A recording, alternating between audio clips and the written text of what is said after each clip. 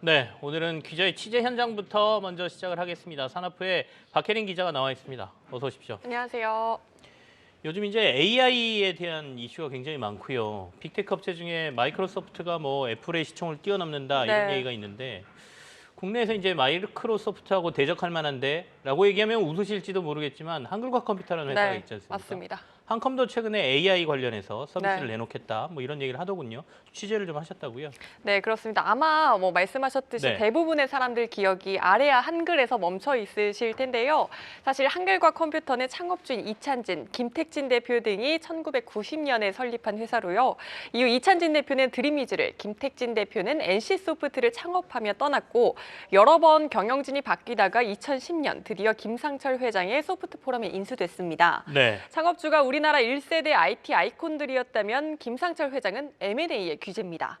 한컴을 인수한 후에 여러 M&A를 통해 회사를 그룹으로 키웠고요. 현재는 상장사 3곳, 비상장사 35곳을 거느리는 어엿한 중견 그룹이 됐습니다.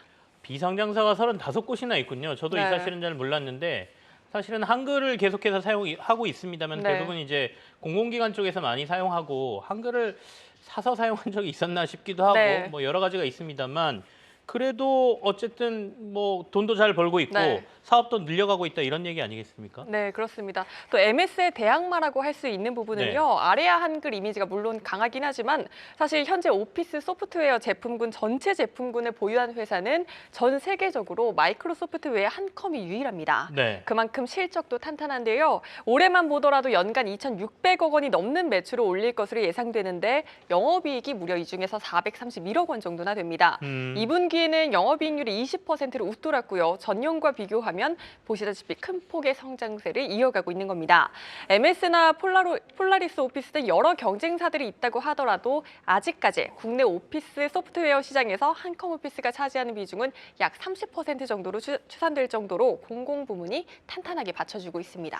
이제 말씀하신 부분이에요. 그러니까 공공 부분 때문에 한컴이 이렇게 버티는 거지 이거 사라지면 회사가 네. 그렇게 경쟁력이 안 높은 거 아니야라고 보는 시각들이 시장에 많은 것 같은데 네. 앞으로의 성장성을 저희가 어떻게 평가해야 될까요? 네, 김상철 회장의 장녀, 김현수 대표의 2세 경영이 본격화되면서 말씀하셨던 그 해답을 AI에서 찾고 있습니다. 네. 2021년 대표이사에 오른 김 대표가 공식 기자간담회에서 모습을 드러낸 건 이번이 처음으로 일종의 데뷔 무대로 AI 사업 전략 발표를 택한 건데요. 영상으로 함께 확인하시죠. 한컴이 문서 소프트웨어를 넘어 지능형 자동화의 중심이 되는 핵심 기술들을 확보했다는 것.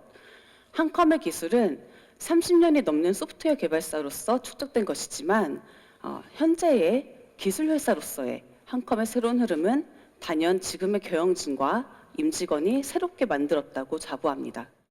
네, 한컴 오피스에 AI 엔진을 달아서 글로벌 빅테크 기업으로 도약하겠다는 포부를 밝힌 건데요. 네. 이 일환으로 김 대표는 MS의 코파일럿과 유사한 한컴 어시스턴트를 내년 상반기 출시할 예정이라고 밝혔습니다.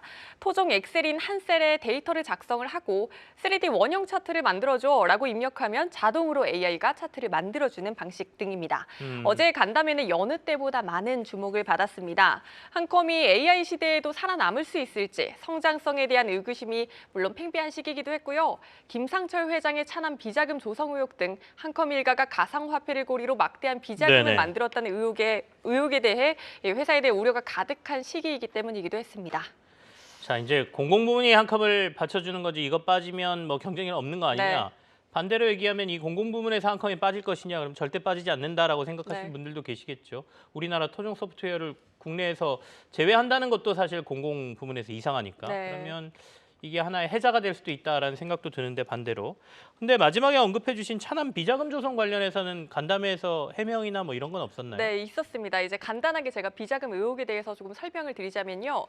지주회사 격인 한컴 위드가 아로하나 네. 토큰이라는 가상화폐에 투자를 했고요. 이 과정에서 100억 원대의 비자금이 형성돼 차남 김성준 씨에게 들어갔던 의혹이 일고 있어서 경찰이 수사 중에 있습니다. 네. 현재는 검찰의 구속영장 발부까지 신청한 상태입니다. 장녀인 김현수 대표는 사업 발표가 끝나자마자 기자들이 질문을 던지기도 전에 김 대표가 먼저 이번 의혹에 대해 설명하겠다며 입을 열었습니다. 한컴이라는 법인과 이번 이슈가 전혀 무관하다는 건데요. 영상으로 확인하시죠. 네. 저를 포함한 경영진과 법인과는 무관하고 나아가서 아로하나 코인 프로젝트가 혹시 잘못되더라도 저희 법인과 경영진에게는 실의될 것이 없으며 잘 되더라도 마찬가지로 저희 법인과 경영진에는 득이 될 것도 없다. 네, 김 대표는 이번 의혹과 관련이 없고 수사 대상도 아니라는 점에서 한컴의 사업이나 가치에는 영향을 주지 않는다는 점을 강조한 겁니다. 네. 다만 한컴의 지분을 보면 21.52%를 소유한 최대 주주가 이번 논란의 중심에 있는 한컴위드, 즉 김상철 회장의 구 소프트포럼입니다. 한컴위드는 사실상 한컴그룹의 지주사 역할을 하고 있고요. 김상철 회장이 한컴위드의 지분 15.77%를, 김현수 대표가 9.07%를 보유하고 있습니다. 이세의 경영을 본격화한 김현수 대표로선 부담이 될 수밖에 없는 것도 부인할 수밖에 없는 사실이긴 합니다. 네. 그래도 회사에서 의혹이 될 만한 이슈를 먼저 나서서 이렇게 설명했다는 거는 주주들 입장에서는 안 하고 그냥 입 다물고 있는 것보다는 훨씬 낫죠. 주주들하고 조금 더 소통을 해주시기를 기대를 해보겠습니다. 지금까지 산업부의 박혜린 기자와 함께했습니다. 고맙습니다. 고맙습니다.